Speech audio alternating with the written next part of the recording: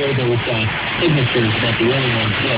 It's still some very strong strike line runs. In fact, I'm interested to see what we get on a run. It looks like an area of wind. East starting to come right into downtown. 35 miles per hour index. That was a bit off in around 12 the hour. And I'm sure we'll be able to get an update on that at some point. Yeah, we have a few more damage reports and storm spotter reports for that today. Englewood, the train spotter reported a thunderstorm index of 6 miles an hour at 12:27. And north in Andres County, where we did have the confirmation of a tornado, report, I should say, tornado from the emergency management people out in Andres County.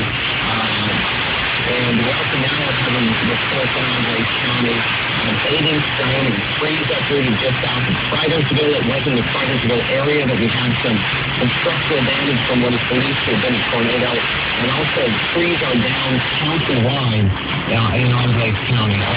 So you're listening to K99.1 FM. We're now going to leave our simulcast with WHIO and Channel 7. However, we are going to continue to bring you information as we can bring it here in the next few minutes. So just keep it right here on K99.1. All right, cool. Slow down.